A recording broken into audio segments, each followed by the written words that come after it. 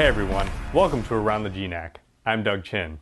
With the weather getting warmer and the days getting longer, everyone is ready to put this harsh New England winter behind them.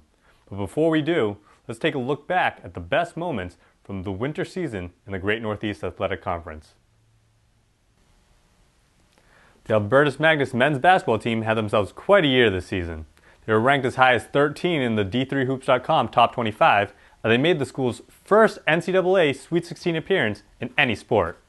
But before they could go on a tournament run, they had to get in to the tournament. During the regular season, the St. Joe's Monks gave the Falcons their only Division III loss all year. So when they met in the GNAC final, they were looking for some payback. The game was pretty close early on, with neither team able to establish itself. But this three by James Jennings, a little more than midway through the first half, sparked a run that would put the Falcons in control. That three and this alley-oop dunk by Victor Lejudi were part of a 28-5 run to end the first half. The Falcons would not relinquish the lead as they cruised to an 84-49 win. GNAC Player of the Year Darius Watson, past the 2,000-point plateau earlier this year, had a team-high 21 points, including these three-pointers, to grab the tournament MVP. Getting bounced from the conference tournament doesn't always mean the end of the season for GNAC teams, and it didn't for the men's basketball teams from Johnson & Wales and LaSalle. Both teams competed in the ECAC Division III New England Championship, and guess what? Both teams made it to the final. The Wildcats jumped out to an early lead thanks to a strong first half by sophomore Corey Greenawe. He had 14 of his game-high 26 points in the first half and helped his team to a 10-point advantage before the break. The Lasers would try to chip away at that lead in the second half, led by junior Mike Vallone's 14 points, but the deficit proved to be too much to overcome. In the end, Johnson & Wales earned the ECAC Division III New England title, winning 87-74. Senior Wildcat Isaiah Tews was named the tournament's most outstanding player. He averaged 27 points and 17 rebounds per game in his team's 3 victories. It wasn't just the guys making basketball headlines.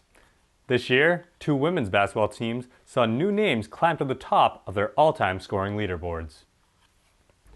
In early January, Albertus Magnus' Liana Carrero dethroned Falcon Hall of Famer Natalia Perlaza with her 1,578th career point. Carrero, who was named the conference's Player of the Year, finished her 4-year run with over 1,900 points. This year, she was also a finalist for the Jostens Trophy, which is awarded to an outstanding Division III basketball player who excels on the floor, in the classroom, and in the community. Norwich's Aliyah Curry has been known to put up points in her career with the Cadets. She now holds 3 of the top 6 slots on the single-season points list, including this year's new record of 623. So it was only a matter of time before the Windsor, Mass. native knocked off the school's 19-year-old all-time scoring mark. Curry finished the season with 1,671 points, and she'll have a chance to add to that total next year. That's right, folks, she's only a junior. Both of these players received regional recognition. Carrero was named to the D3Hoops.com All-Northeast 3rd team, and Curry was named to the region's 4th team. With such prolific scorers in the league, head coaches have their work cut out for them. One coach who has put in that hard work is Mike McDevitt of St. Joseph's College of Maine. This year, he notched a milestone victory when he won his 400th game as the St. Joe's women's basketball coach against the University of Maine Machias. Later in the year, he was named the GNAC Coach of the Year.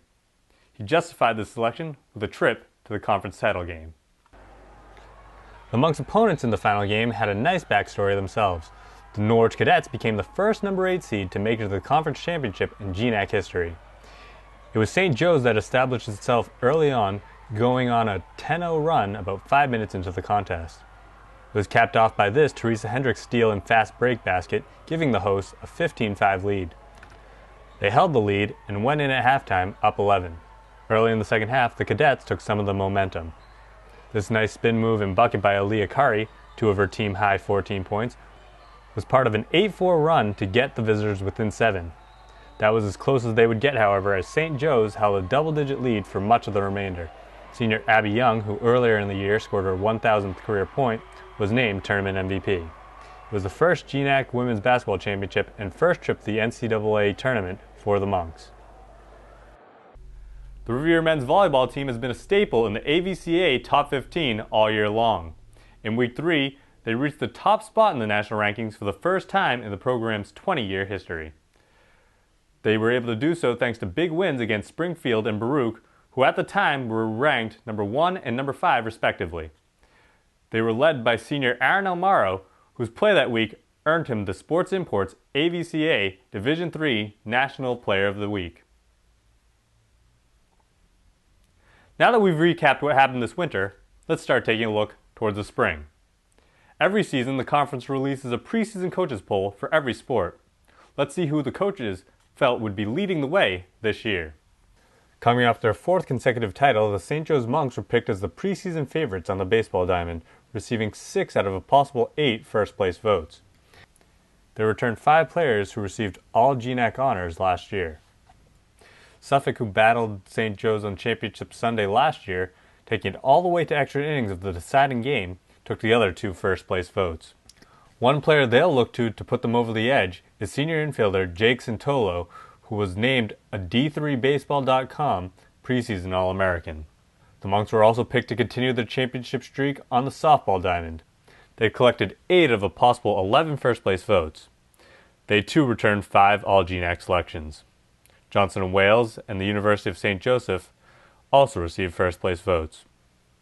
After going undefeated in conference play last year en route to a conference title, it's no surprise that the LaSalle Lasers sit atop the women's lacrosse poll. They received 8 of 11 first-place votes and will be led offensively by reigning GNAC Offensive Player of the Year, Brittany Wario, who ranked 9th in the nation in goals scored last year. Simmons, who fell to the Lasers in the last minute of the championship game, were picked to finish 2nd, receiving 2 first-place votes. Norwich grabbed the last first-place vote. Women's lacrosse also sees the inaugural season for 2 programs, those from Johnson & Wales and Albertus Magnus. On the men's side, it was the 2 teams from last year's championship that led the voting. Reigning champion Norwich University grabbed 10 first-place votes, with Mount Etta taking the remaining 1. Norwich will hope to see some more stellar goaltending from Mark Paradiso, who was named the GNAC Defensive Player of the Year and Tournament MVP a year ago. Albertus and JWU are also entering their first varsity seasons on the men's side. How accurate will those polls be? I guess we're just going to have to wait and see. Well, that's going to do it for this edition of Around the GNAC. Do you have a story you think we should cover? Tweet us using the hashtag AroundTheGNAC. Also remember, for all the latest conference news, you can check out our website, thegnac.com, and also like us on Facebook. Once again, I'm Doug Chin. Thanks for watching, and we'll see you in the spring.